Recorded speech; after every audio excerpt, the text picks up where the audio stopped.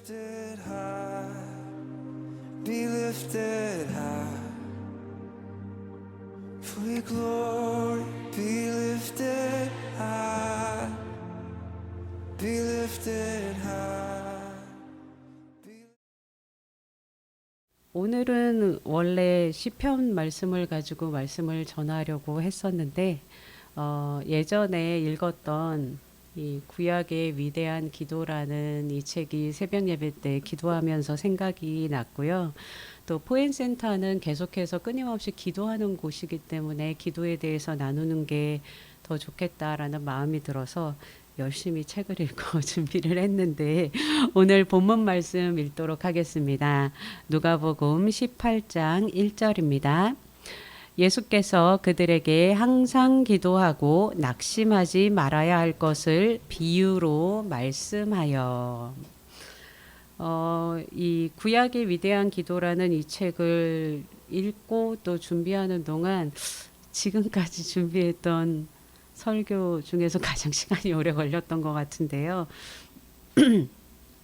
이 월터 브루그만은 아까 성균 전도사님도 얘기하셨지만 이 구약에 굉장히 많이 알려진 학자인데요.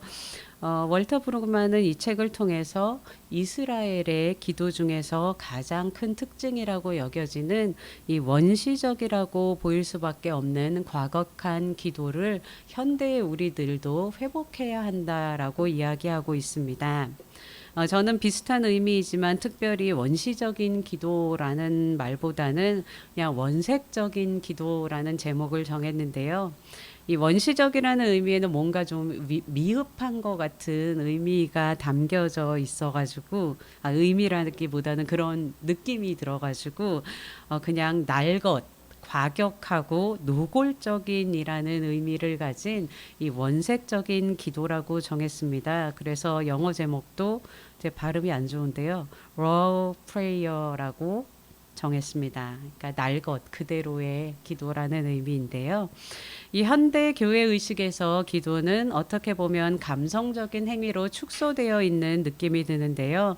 이 월터 브루그만은 이런 경향을 우리가 누군가의 기분을 좋게 하려고 그 누군가가 하나님이든 나 자신이든 그 누군가의 기분을 좋게 하려고 기도하기 때문이라고 말합니다.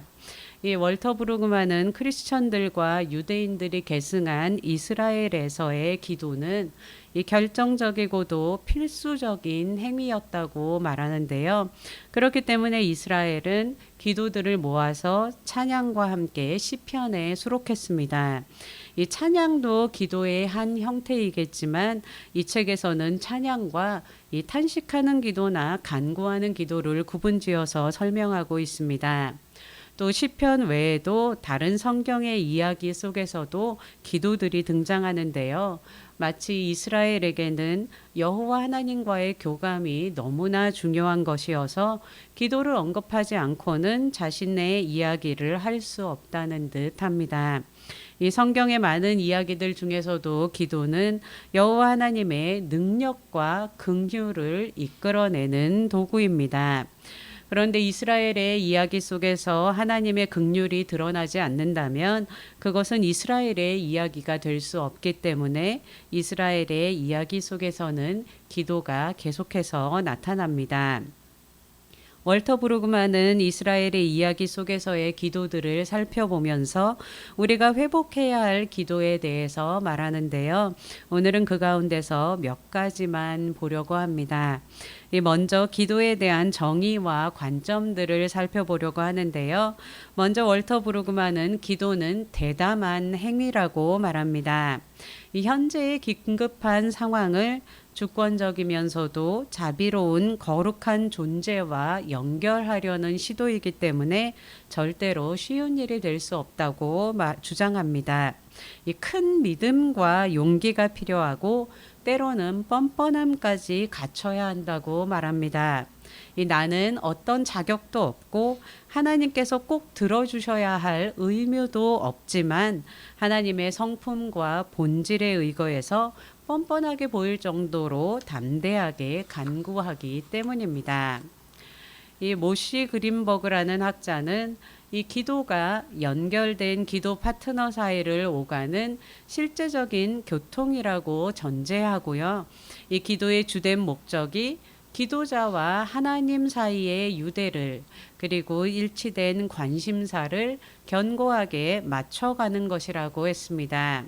그래서 기도자는 자신과 하나님의 공통된 가치에 또 자신과 하나님의 일치된 관심사에 그리고 자신이 하나님의 긍휼을 기대할 수 있는 근거와 하나님께서 입증하실 결속력에 호소한다고 말합니다. 또 다른 학자는 기도는 삶을 현실에서 보이는 그대로 해석하지 않고 믿음의 눈으로 인식하는 상상의 행위라고 말합니다. 이 세뮤얼 발렌타인이라는 학자는 시내산 언약으로 언약 관계를 맺은 하나님과 하나님의 백성들 사이에는 인간관계가 그렇듯이 소통이 필요한데 그 소통의 통로가 기도라고 말합니다. 이 소통이 원활할수록 관계도 원활해지고 관계가 원활할수록 성장하고 발전할 가능성도 커집니다. 그런데 기도라는 소통이 제한되어 있거나 아예 침묵으로 일관하게 된다면 그 관계는 급격하게 축소될 수밖에 없을 것입니다. 이 칼 바르트라는 학자는 이 사람은 하나님께 뭔가를 찾기 때문에 또 뭔가를 기대하고 바라기 때문에 자신이 필요한 뭔가를 받기 원하기 때문에 하나님 앞에 나와서 간구하고 예배하고 찬양하고 감사하며 자신의 가련한 처지를 하나님 앞에서 드러낸다고 말합니다. 이 바르트는 하나님께서 우리가 기도할 때와 기도하지 않을 때에 똑같이 행동하지 않으신다고 말합니다. 우리의 기도는 하나님의 행동에 영향을 미치고 심지어는 그분의 존재에까지 영향을 미친다고 말하는데요.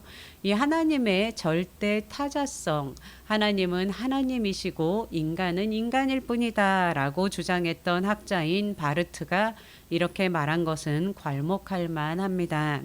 이 바르트는 기도가 일방통행이 아니라 상호 관계적이라고 말하고 있습니다.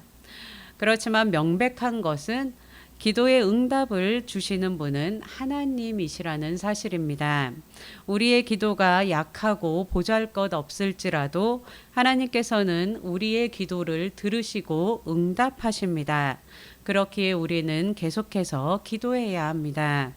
이 월터 브루그만은 고대 이스라엘의 가장 두드러진 기도들은 왜곡되고 폭력에 물든 이 불의에 물든 세상 속에서 아직 실행되지 않은 정의와 안녕을 강구하는 기도라고 하는데요. 당장은 가능성이 없어 보이고 기도에도 쉽사리 바뀌지 않아서 절망감을 불러일으키는 이 세상 가운데서도 계속 기도하는 것이 중요한 이유는 이 기도가 우리 주변에 만연한 우상숭배와 인간이 자신을 높이며 인본주의적인 관점으로 생각을 펼쳐나가는 것을 거부하는 몸짓이기 때문입니다. 이 기도는 내 능력과 내가 통제하는 것으로부터 벗어나서 언약적인 상호작용이 이루어지는 자유지대를 만드는 일입니다. 이 하나님과 상호작용하며 하나님의 뜻을 이뤄가는 것입니다. 기도는 하나님을 의지하는 행위와 몸짓으로 교만을 내려놓고 겸손히 하나님 앞에 무릎을 꿇는 행위이기에 계속해서 기도하는 것은 중요합니다. 또 계속해서 기도하는 것이 중요한 이유는 기도를 통해서 하나님과 대화를 나누면서 이 지속적인 상호작용 가운데 섣부른 결론을 내릴 수 없기 때문입니다. 때때로 기도의 응답은 우리의 생각과 다를 때가 많이 있습니다. 우리는 기도하면서 우리의 판단과 결론을 유보하고 하나님의 뜻에 맞추어 우리의 생각과 판단을 조정해 나갈 수 있게 됩니다. 그리고 마지막으로 세상의 안정된 권위는 모든 불만과 결핍을 침묵시키려고 하지만 기도는 이 침묵을 거부하기 때문에도 중요합니다. 이 마가복음 10장을 보면 앞을 보지 못하는 바디메오가 예수님께 자신을 고쳐달라고 소리 지르는데요. 사람들은 그런 바디메오에게 꾸짖으며 잠잠하라고 했습니다. 그렇지만 바디메오는 사람들이 시끄러우니 점잖게 가만히 좀 있으라는 말에 순응하지 않고 침묵하지 않았고 원색적으로 더욱 크게 소리를 지르며 다윗의 자손이여 나를 불쌍히 여기소서라고 외쳤습니다. 이 바디메오의 더 크게 부르짖는 원색적인 기도를 예수님께서 들으셨고 예수님께서는 그를 고쳐주셨습니다. 또 오늘 본문 말씀인 누가복음 18장을 보면 예수님께서 항상 기도하고 낙심하지 말아야 할 것을 비유로 말씀하시는데요. 이 비유는 하나님을 두려워하지 않고 사람을 무시하는 재판장에게 정의를 요구하는 한 과부의 이야기였습니다.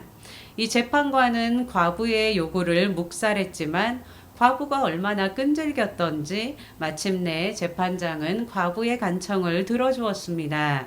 여기에 나온 과부는 내 원수에 대한 나의 원한을 풀어달라고 하며 애둘러 말하거나 고상하게 표현하지 않고 있는 그대로 자기가 원하는 것을 원색적으로 요구했고 거절당하고 무시해도 낙심하지 않았습니다.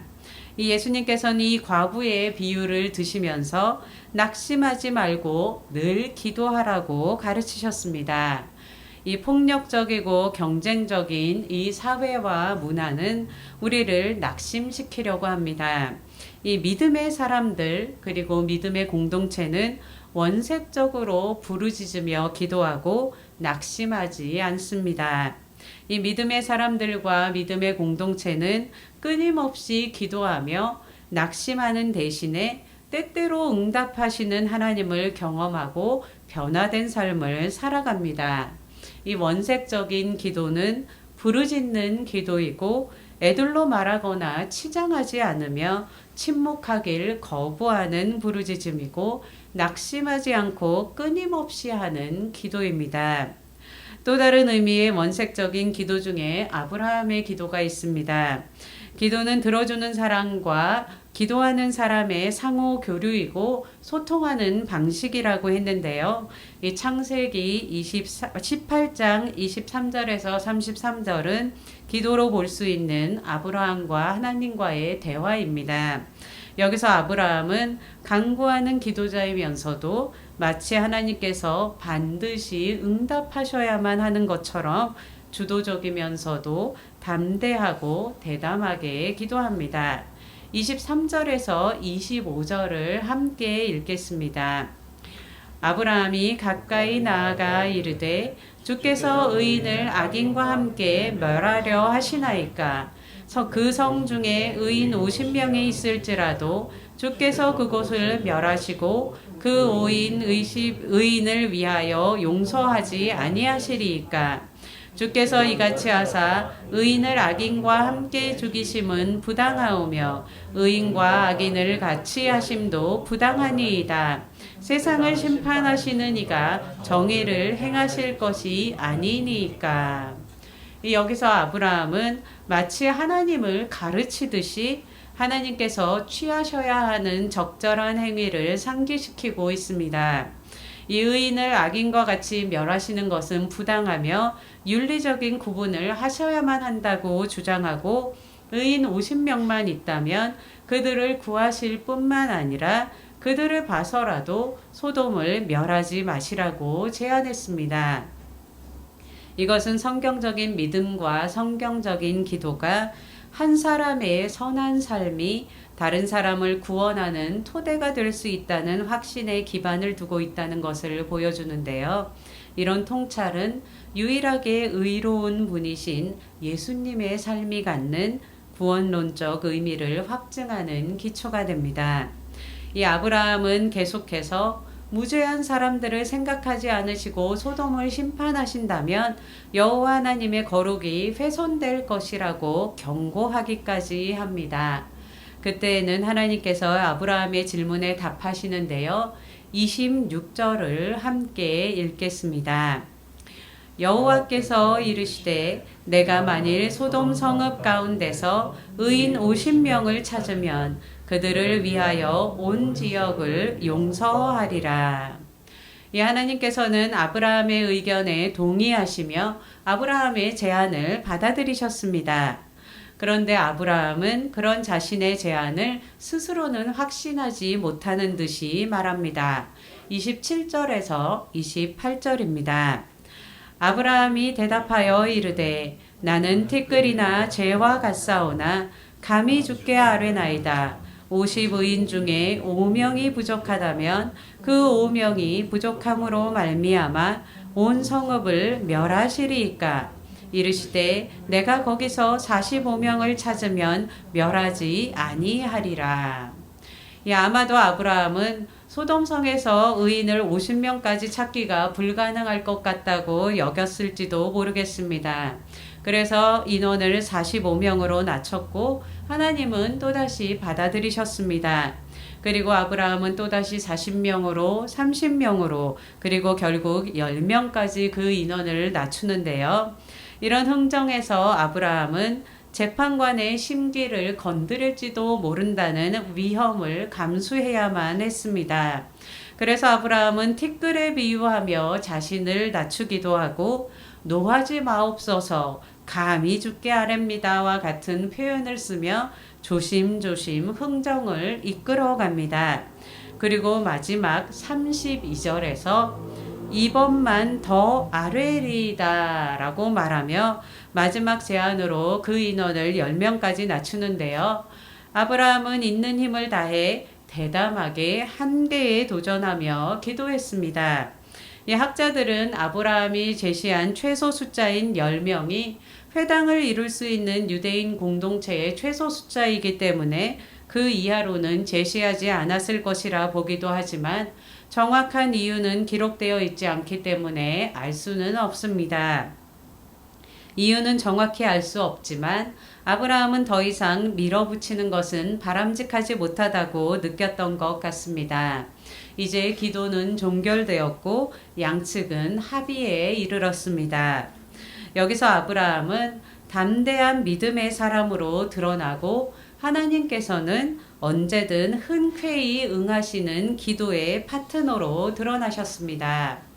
비록 10명의 의인이 없어서 소돔은 멸망당했지만 그 심판 가운데서도 오직 한 가족, 롯의 가족이 살아남은 것은 아브라함의 덕분이었습니다. 창세기 19장 29절은 하나님께서 아브라함을 생각하셔서 롯을 구원하셨다고 말합니다. 이 성경 그 어디에서도 롯이 의로웠다고 말하는 곳이 없습니다. 롯의 의는 한마디도 언급되어 있지 않습니다. 롯을 구원한 의는 아브라함이 담대히 하나님과 흥정 파트너로 기도할 때 보였던 의라고밖에 여겨질 수 없는 부분입니다. 이 아브라함이 보여주는 원색적인 기도는 무질서한 세상 속으로 들어가 그 무질서에 맞서는 기도였습니다. 이 성경적인 시당으로 볼 때 하나님의 결정을 반복시키기 위해 있는 힘을 다해 버렸던 가장 깊기도 하고 가장 위험하기도 하며 가장 설득력이 강한 기도였습니다. 이 세상 속에서 하나님의 의도를 거스르는 죄의 방식은 끈질기게 사라지지 않으며 이런 세상의 거스름 때문에 아브라함과 같은 원색적인 중보기도는 더욱더 중요합니다.